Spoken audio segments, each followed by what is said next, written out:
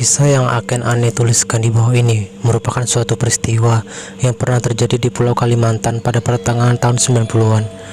Nama, toko, dan tempat seperti biasa akan Ane samarkan demi kenyamanan bersama. Dan karena ceritanya rada panjang, kemungkinan nggak akan selesai Ane tulis dalam 1 atau 2 hari. Tapi insya Allah akan Ane tamatin biar nggak kentang. Sebelum kita mulai, yuk ramein tweetnya dengan like and RT yang banyak. Kalau udah, so let the hunt begin. Dahulu di desa Gula Jawa ada seorang wanita yang terkenal akan kecantikannya. Wanita tersebut biasanya dipanggil dengan nama Nani oleh warga desa. Selain parasnya yang cantik, Nani juga memiliki sifat murah hati dan gemar menolong. Di usia yang ke-19, ia dinikahi oleh putra kepala desa yang telah lama menjalin kasih dengannya. Namun sayang, baru seumur jagung usia pernikahan mereka, sang suami malah meninggal dunia. Hati Nani hancur kala itu. Ia tak kuasa menahan kepedihan karena pernikahannya yang kandas terlalu cepat. Ia juga tak siap harus kehilangan orang yang dikasihi. Batinnya terguncang dan pikirannya terganggu. Akhirnya, Nani divonis sakit jiwa. Suatu hari, di tengah-tengah kondisi mentalnya yang memburuk, Nani berjalan keluar rumah tanpa ada yang mengetahuinya. Dengan pikiran yang kosong melompong, tanpa sadar, ia telah melangkah masuk sampai jauh ke dalam hutan di pinggir desa. Saat kewarasannya muncul, barulah ia sadar ia telah berada di mana. Nani mulai kebingungan. Sebelumnya, ia tak pernah memasuki hutan ini terlalu dalam. Ia takut tersesat karena wilayah ini termasuk kawasan angker dan ada beruang liar yang hidup di dalamnya. Hatinya kalut saat mengetahui bahwa matahari akan segera terbenam. Nani menangis ketakutan di bawah pohon besar. Tapi untungnya, ketika ia sudah tak tahu harus melakukan apa, lewat seorang wanita tua dengan setumpuk kayu kering yang dipikulnya ke punggung. "Kenapa kau tersesat?" tanya si wanita tadi. Nani mengangguk. Ia mengamati orang tua tersebut. Pikirannya mengingat-ingat apakah si nenek ini warga desa juga. Tapi ia tak pernah mengenalnya sama sekali. Jelas, wanita tua tersebut bukan warga desanya. "Hari mulai malam. Berbahaya jika kau berkeliaran di hutan ini," ucap si nenek. "Ayo, ikut ke rumahku. Besok baru kau lanjutkan perjalananmu," ajaknya. Nani mengiyakan sambil terisak. Ia bersyukur masih ada yang mau menolong. Mereka berjalan menembus semak belukar hingga sampai di kawasan tengah hutan.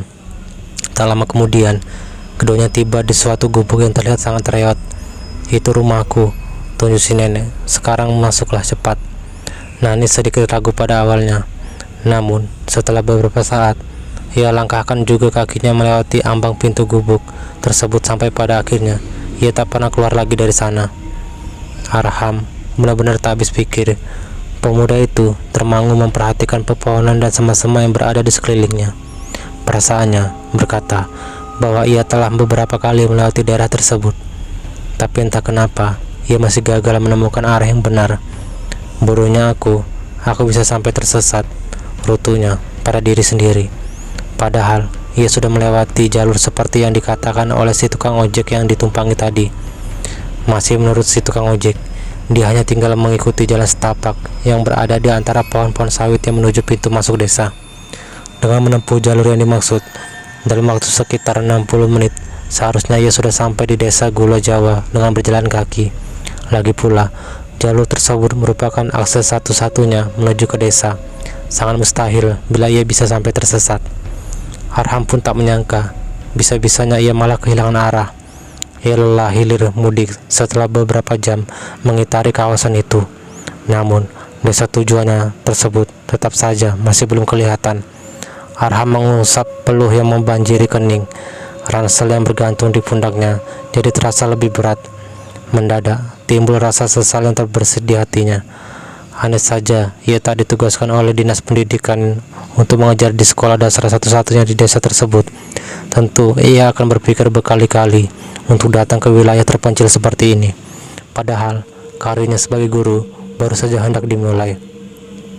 Hari mulai beranjak sore, sedangkan Arham masih belum berhasil menemukan jalan.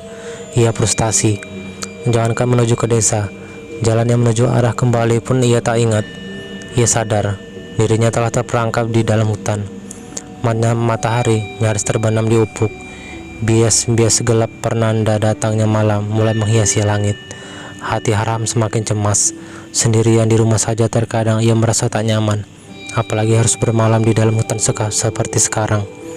Ketika ia mulai diliputi rasa takut, dari arah rimbunan pohon lewatlah seorang wanita tua. Ia membawa setumpuk kayu kering yang dipikul ke punggungnya. Tumpukan kayu tersebut terlalu banyak sehingga tubuhnya yang ringkih harus membungkuk karena saking beratnya beban yang dipikul. Matanya menatap tajam ke arah Arham dengan pandangan curiga. "Mau apa kau di sini?" tanyanya ketus. Arham agak gelagapan saat ditanya, tapi di sisi lain ia lega karena masih ada orang di hutan ini selain dirinya. "Maaf Nek, saya dari kota, mau ke desa Gula Jawa, tapi saya tersesat, tak tahu jalan hingga sampai di sini," jelas Arham. "Mungkin nenek bisa menolong saya menunjukkan arah ke desa," pintanya. Si nenek masih menatap tajam. Lalu ia menjawab, "Sayang sekali, kau sudah terlampau jauh dari desa. Tak mungkin di malam buta begini kau akan berjalan ke sana." Arham makin ketar-ketir. Demi apapun, ia tak akan rela untuk bermalam di hutan yang terkesan angker ini. Wanita tua tadi sepertinya paham apa yang dikhawatirkan oleh Arham. Lalu ia berkata, "Wilayah ini sangat berbahaya. Kau tak akan sanggup untuk bertahan. Menginaplah dulu satu malam di rumahku. Besok pagi baru kau lanjutkan perjalananmu." Arham menghela napas yang tadinya berat sehingga ia merasa lega. "Baiklah Nek, terima kasih atas tumpangannya," ucap Arham penuh syukur. "Ayo ikut aku," ajak si nenek tanpa berlama-lama. Ia berjalan dengan langkah lebar dan cepat. Gerakan si nenek termasuk gesit untuk wanita yang berusia senja seperti dia. Akibatnya Arham yang memang lamban menjadi kewalahan mengikutinya. "Maaf Nek, saya tak mengerti dengan maksud perkataan nenek yang bilang hutan ini berbahaya. Artinya apa itu Nek?" tanya Arham dengan napas tersengal. Namun si nenek diam tak bersuara. Sepertinya ia tengah memusatkan diri pada sesuatu. Arham masih mau bertanya lagi, ketika sekilas ia melihat ada sepasang mata yang sedang memperhatikan mereka dari balik pepohonan. Sekarang ia malah khawatir jika ia sedang diincar untuk nyawanya. "Nek," seru Arham kepada si nenek yang tetap lurus berjalan. Ia tak menggubris, tapi melihat dari gelagatnya yang menunjukkan sikap waspada, kemungkinan ia telah tahu ada seseorang yang membuntuti mereka berdua. "Percepat saja jalanmu dan jangan hiraukan," perintah si nenek. Arham menurut. Mereka berjalan jauh menembus semak belukar yang meninggi serta melewati deretan pepohonan yang besar. Setelah cukup lama berjalan, sampai juga mereka di kawasan tengah hutan. Malam semakin larut berselimut gelap. Dari sini Arham dapat melihat sebuah bangunan kecil yang sebagiannya diterangi oleh cahaya dari obor. "Itu rumahku," ucap nenek. "Lanjutnya besok malam. Masuklah dulu kau ke dalam," suruh nenek ketika mereka sampai. Mata Arham memperhatikan bangunan yang disebut rumah itu. Alih-alih berupa rumah, bentuknya lebih mirip gubuk reot yang nyaris rubuh. Hati Arham merasa heran. Seorang tua yang telah lanjut usia bisa mendiami bangunan semacam ini. Tapi kemudian ia maklum, daerah yang ia datangi ini memang masih termasuk wilayah pedalaman, dan bisa jadi di desa sana pun masih dapat ditemukan bangunan lain yang serupa. Si nenek tadi telah selesai menyusun kayu kering di samping gubuknya. Melihat Arham yang masih melamun, ia membentak dengan suara keras, "Cepatlah kau masuk anak muda, jangan berlama-lama di depan pintu." Tak sabar, ia cengkeram lengan Arham lalu menariknya dengan paksa ke dalam rumah. Diperlakukan seperti itu, Arham hanya menurut. Kondisi dalam gubuk sangat memprihatinkan. Di dalamnya cuma terdapat satu ruangan kecil dan sebuah dapur yang lantainya ambruk setengah. Namun, ketimbang harus kedinginan di luar, Arham lebih memilih untuk berada di dalam gubuk ini karena hawanya yang lumayan hangat. "Kau bisa tidur di sana," si nenek menunjuk ke sudut ruangan yang lantainya beralas selembar nyaman bambu. Seorang bocah perempuan sedang berbaring di sana. Kedua matanya terpejam. Ia tertidur pulas. Itu cucuku. Tidurlah di sampingnya. Tapi jangan ribut. Nanti ia bisa terbangun, terang nenek lagi. Tanpa banyak tanya, Arham berjalan ke tempat yang ditunjuk tadi. Badannya terlalu letih. Ia ingin langsung tidur. Hati-hati, ia letakkan tubuhnya yang agak tambun di tikar anyaman. Sengaja ia ambil posisi agak menjauh dari tempat si bocah perempuan berbaring. Ia perhatikan penampilan bocah tersebut. Anak yang aneh, batin Arham. Tinggi badan bocah perempuan itu pendek, kira-kira seusia anak yang berumur 6 tahun. Tapi herannya, wajah si bocah nampak tua dengan kulit wajah yang dipenuhi keriput. Ia jadi terlihat setara dengan neneknya. Bahkan, ia tak memakai pakaian. Buah dada yang kendur terpampang jelas di depan mata Arham. Untung masih ada selembar kain usang yang menutupi bagian bawah tubuhnya. Arham bergidik. Tak mau ia melihat pemandangan suram itu lama-lama. Lalu ia beralih menghadap ke arah lain. Ia bersiap-siap untuk tidur. Satu lengannya digunakan sebagai bantal. Baru sekian menit ia memejamkan mata. Tiba-tiba bahunya digoyangkan oleh seseorang. Siapa? Keluh Arham, merasa terganggu. Ia mengerjaukan mata.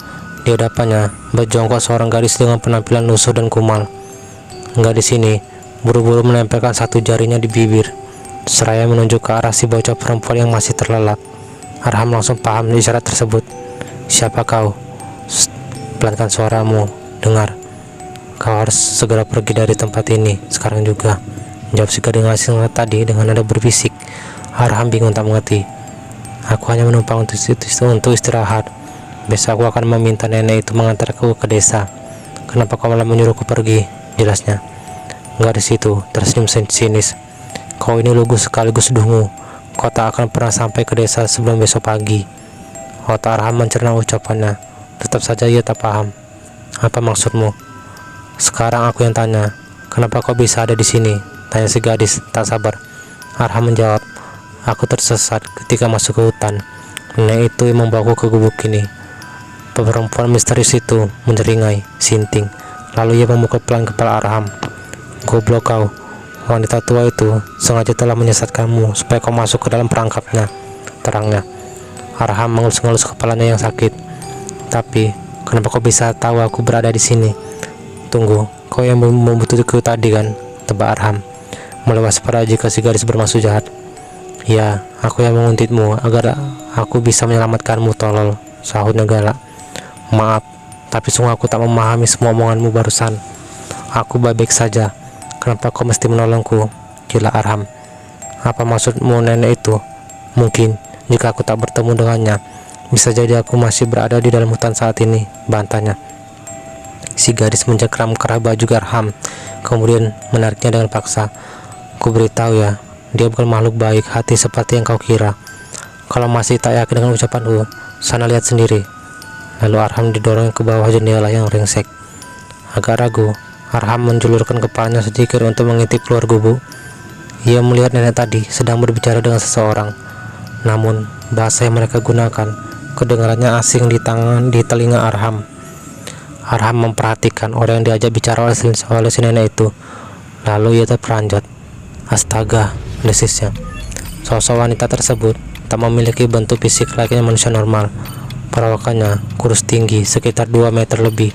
Saking kurusnya, seluruh tulang yang ada di badan tersumbul mencuat seperti akan keluar dari kulitnya.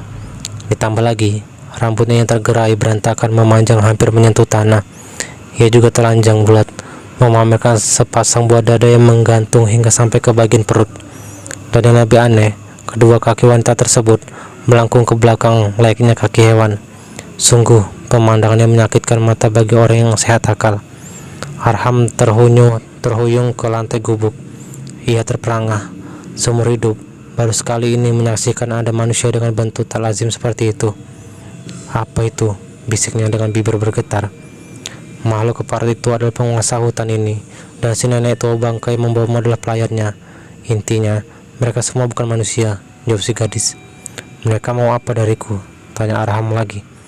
Gadis itu pun menatap tajam Arham yang nilainya begitu bodoh. Pikiranmu lambat.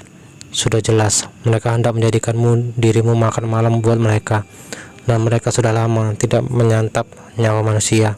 Terangnya serius. Arham memekik tertahan. Ia dirundung ketakutan.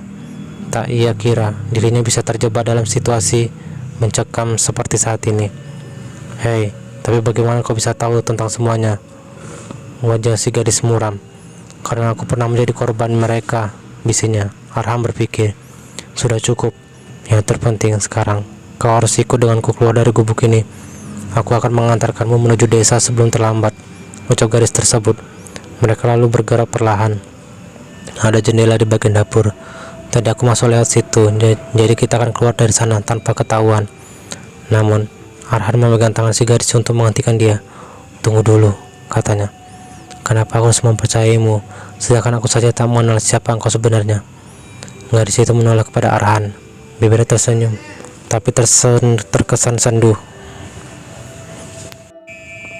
Di balik penampilannya yang aut-autan, masih tersisa gulat-gulat kecantikan di wajahnya. Ia berkata dengan nada murung, bahkan aku sendiri pun tak ingat lagi siapa diri ini. Arham merenung tak paham, tapi aku masih sedikit mengingat kalau dulunya orang-orang di desa memanggilku dengan nama Nani. Ya, namaku Nani, tambahnya.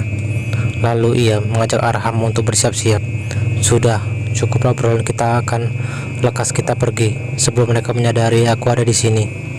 Arham menurut saja ketika tangannya digandeng Nani. Sewaktu ia mulai beranjak, bajunya ditarik ke seseorang dari belakang. Kepala Arham menoleh dan ia tahu siapa yang melakukannya. Bocah perempuan bermuka keriput tadi menahannya supaya tak lari dari sana. Kedua matanya mendelik lebar menakuti Arham yang mulai ketar-ketir. Ah, dasar sial, ketahuan, makin Nani. Dengan penuh tenaga, ia layakkan telapak tangan dan menghantam wajah si bocah tua tadi. Bocah malang tersebut terjungkal di lantai papan dengan keras. Arham takjub, ternyata Nani sekuat itu. Tapi gadis kecil tadi segera bangkit, lalu membuka mulutnya lebar-lebar, memperlihatkan deretan gigi taring yang berwarna hitam menjijikan. Dia menyerang untuk menggigit. Dengan santai, Nani menendangkan kakinya hingga mengenai bagian lambung si bocah. Lagi-lagi, ia terpental jatuh, sedangkan Nani terkekeh puas melihatnya terkapar tak berdaya. Bocah itu beringis kesakitan. Ia mulai menangis. Tak disangka-sangka, tangisannya semakin keras. Ia menjadi sejadi-jadinya. Suaranya yang lantang membahana membelah keheningan malam. Arham dan Nani kelabakan. Dua sosok yang berada di luar pasti mendengar keributan yang mereka buat. Lari, pakai Nani. Cepat-cepat menarik tangan Arham menuju arah keluar. Secepat mungkin, mereka berhasil melompat jendela yang menganga di dapur. Walaupun Arham sempat terguling saat hendak mendarat. Suara-suara gaduh terdengar dari dalam gubuk yang mereka tinggalkan. Jelas, penghuninya tahu bahwa Arham telah kabur. Bersama dengan itu, terdengar bunyi lolongan aneh yang berasal dari sana. Suaranya menggigitkan bulu roma, melengking panjang, menyeratkan kemarahan yang begitu dalam. Nani terpekur. Rona di wajahnya menunjukkan rasa cemas. Dia marah karena kita kabur darinya. Cepat, tetap bersamaku, perintah Nani, lalu mulai berlari. Arham mengikuti kemana arah Nani bergerak membawanya. Satu tangannya digenggam kuat-kuat oleh gadis tersebut. Jarak mereka semakin menjauh dari gubuk tadi dan mulai memasuki area hutan yang rindang. Ketika keduanya tiba di wilayah tersebut, telinga Arham menangkap suara-suara dari kejauhan. Ia yakin betul, suara yang ia teriak dengar dari itu tak lain dan tak bukan ialah bunyi kentongan yang dipukul. Hati Arham semakin jadi girang. Ia tahu warga desa pasti sedang mencari dirinya yang hilang.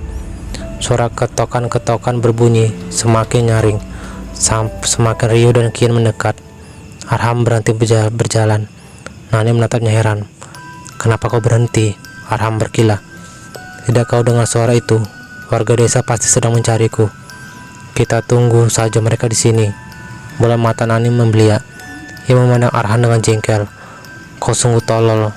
Hei, maksudmu apa? Serga Arham tersinggung. Bukannya mereka datang untuk menolong. Kau ini mau mati apa? Seharusnya kita tak boleh berhenti sekarang, bentar Nani. Sejurus kemudian, suara keriuhan tadi telah sampai di tempat mereka. Walau samar, mata Arham masih bisa melihat kemunculan segerombolan warga desa menenteng obrol dan kentongan bambu. Akhirnya, aku selamat, gumam Arham. Cahaya yang berasal dari api obor tersebut menyinari kegelapan hutan, walau biasnya temaram. Nani resah, jari Arham digenggamnya kuat-kuat. Pemuda itu merasa aneh. Apa ada yang tak beres, pikirnya. Dan segerombolan warga desa tadi tiba-tiba saja berlari menerjang ke arah mereka berdua. Terangnya cahaya bulan purnama di malam hari itu membantu Arham dapat memperlihatkan sekelilingnya, termasuk melihat sosok yang dikiranya penduduk desa. Mata mereka memancarkan sinar redup yang berwarna merah. Mereka juga meneriakkan kata-kata aneh yang ditunjukkan kepada Arham dan Nani. Hutan yang tadinya hening kini menjadi bising dan ramai. Lutut Arham bergetar hebat. Sudah jelas orang-orang yang kelihatan beringas tersebut hendak membantai dirinya. Untung saja Nani sigap, tak mau membuang waktu. Secepatnya ia tarik lagi Arham dan membawanya lari.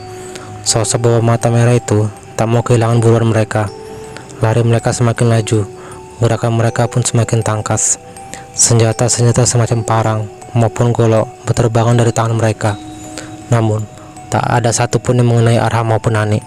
Tapi, demi melihat benda-benda tajam sebanyak itu, Arham syok juga. Kau lihat, mereka bukan penduduk desa. Mereka penghuni gaib yang mendiami hutan.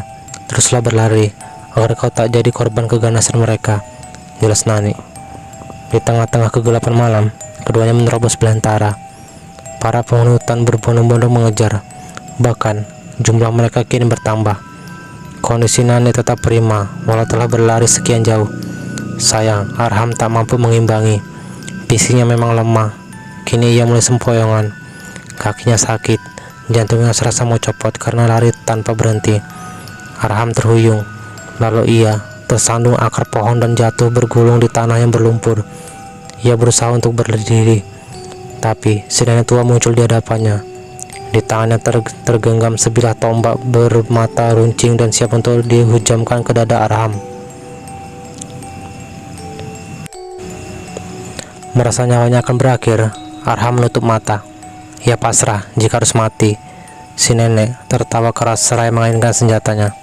Sekian detik sebelum ujung tombak itu menyentuh Arham, Nani menabrak tubuh si nenek sekuat-kuatnya hingga ia terdorong jauh. Arham melongo melihat Nani menyerang wanita tua itu. Keduanya lalu bergumul hebat.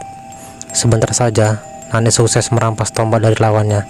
Kemudian tanpa ampun ia tancapkan ujungnya tepat menembus kepala si nenek. Wanita renta itu menjerit dengan lengkingan keras sebelum akhirnya ia meregang nyawa dengan kondisi mengerikan. Tewasnya sang nenek kian menyulut amarah mereka yang mengejar Arham dan Nani. Nafsu membunuh mereka telah mencapai puncaknya. Situasi semakin sulit, namun Nani belum mau menyerah. Dipaksanya Arham yang terduduk lemas untuk bangkit berdiri. Keduanya melanjutkan perlarian menuju desa. Langkah kaki Arham terseok-seok. Sebenarnya ia tak mampu untuk bertahan lebih lama. Tenaga yang ia miliki telah mencapai batasnya. Lagi pula, luas hutan ini seakan tak berujung. Aku sudah tak sanggup berlari lagi. Sungguh, keluh Arham.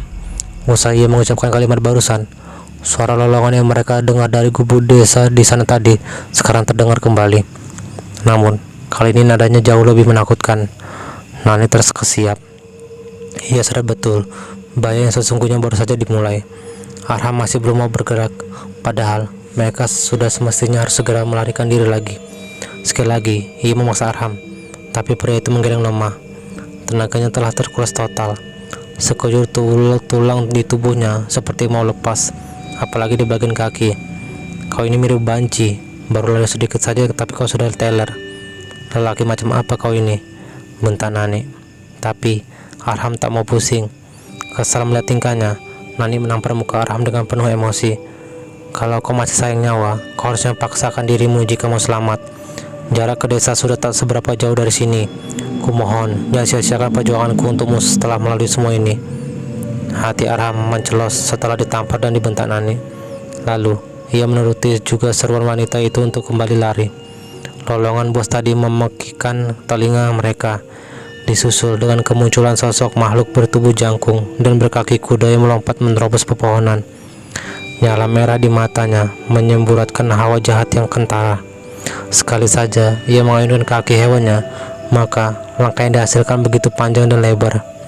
Sosok wanita itu yang dilihat Arham sewaktu di gubuk sebelumnya Bahkan sudah dikatakan oleh Nani jika makhluk berbentuk aneh tersebut adalah penguasa daerah sini.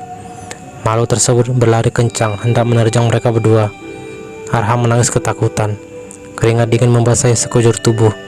Ia gemetar hebat. Nani tak perangas sejenak, namun buru-buru dapat menguasai diri dan kembali menarik Arham untuk yang kesekian kalinya. Cepat, pakinya. Cemas mengetahui calon mangsanya berani kabur, si wanita semakin murka. Segera ia ubah posisinya dari berlari dengan dua kaki hingga berubah berlari dengan posisi merangkak.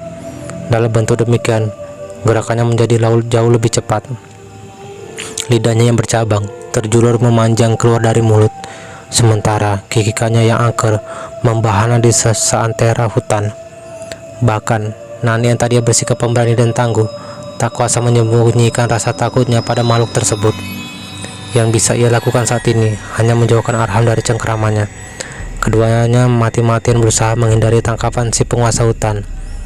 Mereka berlari dan terus berlari sampai akhirnya tiba di suatu tanah lapang. Dari bukit kecil ini, Arham melihat sederetan rumah-rumah sederhana berbaris rapi di bawah sana. Wajah Nani langsung sumringah. Kita berhasil keluar dari hutan, jerinya kegirangan. Benarkah? Gumam Arham ragu. Sayup-sayup ia mendengar kokokan ayam jantan, diiringi suara lantunan tarhim dari surau yang ada di sana. Malam yang panjang telah beralih ke waktu fajar. Akhirnya Arham yakin ia telah berada di desa. Suara-suara tersebut mengalun begitu merdu di telinga Arham. Tanpa disadari, air matanya menetes jatuh. Hatinya bahagia karena berhasil melewati semua teror mengerikan yang ia alami di hutan sana. Arham berjalan perlahan menuju desa di bawah. Nani mengiringinya dengan setia sambil berpegangan tangan. Di tepi batas kawasan hutan, Nani melepaskan pegangan pada Arham. Langkahnya pun terhenti. "Loh, kenapa kau malah berhenti di sini?" tanya Arham, heran dengan perubahan sikap Nani. "Bukannya kau juga mau pulang? Kau tinggal di desa itu juga kan?" Kepala Nani menggeleng pelan, wajahnya kembali murung. Arham menggenggam lagi jari jemari Nani yang dingin. "Hei, tunjukkan saja rumahmu yang mana. Kita bisa bersama-sama ke sana," ajar Arham. Dengan halus, Nani melepas tangan Arham. "Maaf, aku tak bisa," balasnya. "Tak ada lagi tempat untukku di sana. Hanya hutan ini satu-satunya tempatku bernaung," tambah Nani dengan nada sedih. "Tapi kau telah berusaha payah membantuku keluar. Akan kukatakan pada orang-orang bahwa kaulah yang menyelamatkan diriku, biar mereka tahu," ujuk Arham. Nani tak menolak. "Sekali lagi maaf, aku hanya bisa mengantarmu sampai di sini," tugasnya. "Tugasku untuk menolong siapa saja yang dalam kesulitan, termasuk kau sewaktu tersesat di hutan sana. Dan sekarang semuanya sudah selesai." Arham terlalu lelah untuk memahami ucapan yang dilontarkan Nani. Namun ia tahu ini artinya saat berpisah dengannya telah tiba. Secara spontan dipeluknya Nani dengan penuh rasa haru. Bibirnya bergetar mengucapkan terima kasih yang tak terhingga. Air mata berderai membasahi wajahnya. Sambil menjauh, Arham melambaikan tangan kepada Nani yang menyaksikan ia pergi. Sungguh sulit bagi Arham untuk berpisah dengan wanita sebaik dia. Walau pertemuan mereka sangat singkat, namun Arham dapat merasakan ketulusan seorang sahabat sejati di dalam dirinya. Hati Arham dirundung kesedihan tatkala sosok Nani tak terlihat lagi karena jarak antara mereka sudah semakin jauh. Ia berjalan tertatih-tatih menuju salah satu rumah warga desa. Dari situ, rencananya ia akan meminta bantuan lebih lanjut. Tapi ketika ia hendak menggeledah rumah tersebut, kepalanya terasa berat. Tubuhnya yang letih malah ambruk di ambang pintu. Arham pun jatuh pingsan. Setelah Arham ditemukan oleh penduduk pada pagi harinya, ia dirawat sementara di rumah kepala desa. Satu hal yang mengejutkan, Arham baru mengetahui jika ia telah menghilang 3 hari lamanya.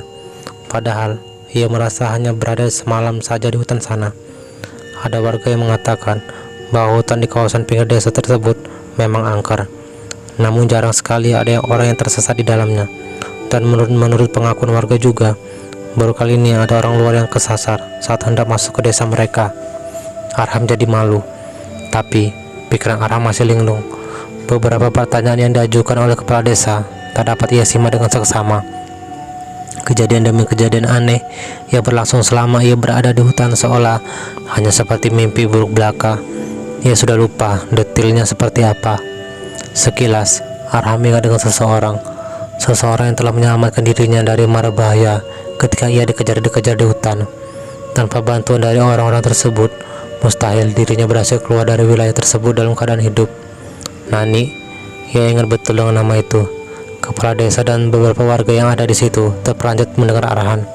Awalnya mereka ragu, namun akhirnya mereka mengungkapkan suatu fakta. Dengan raut wajah sedih, kepala desa berkata, "Sebenarnya Nani adalah istri dari putraku yang telah meninggal. Namun sayang, Nani pun sudah tak ada lagi di sini. Kalau begitu, di mana dia sekarang? Aku ingin menemuinya. Aku harus berterima kasih pada dia," desa Arham. Lalu kepala desa menjawab dengan dalam, "Maafkan saya, tapi Nani sudah lama wafat. Ia ditemukan meninggal setelah menghilang beberapa hari. Bahkan saya sendiri yang mengangkat jenazahnya dari gubuk di tengah hutan itu 5 tahun yang lalu." Arham terhenyak. Satu persatu, adegan ketika ia melewati berbagai teror bersama Nani melintas di kepalanya.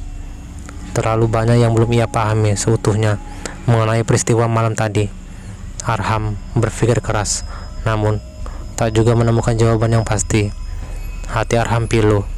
Sekali lagi, ia menitikkan air mata. Lalu di dalam hati, ia berdoa untuk kebaikan Nani yang berada di alam sana. Gerimis membasahi bumi dengan syahdu pada siang hari itu. Dari dalam kelas yang telah sepi, Arham melamun memperhatikan rintik-rintik yang membasahi jendela. Sudah 4 bulan lamanya, ia menetap sambil mengajar di desa Gula Jawa. Sedikit-sedikit, ia mulai menyukai desa ini, baik dari faktor penduduknya, suasana yang sederhana, dan juga lingkungannya yang masih asri. Arham tergugah dari lamunan panjang ketika matanya menangkap sosok perempuan yang berdiri di tengah hutan. Perempuan yang tak asing tersebut memperhatikan dirinya dengan tubuh basah bermandikan gerimis. Seketika, Arham bahagia. Ia tersenyum melihat Nani yang ada di sana. Baru sekarang ini ia muncul kembali setelah pertemuan terakhir mereka saat kejadian di hutan waktu itu. Nani pun membalas senyum Arham dengan senyuman yang begitu tulus. Bibirnya berucap pelan, mengatakan selamat tinggal. Lalu ia melangkah mundur ke balik pepohonan dan kemudian sosoknya pun menghilang.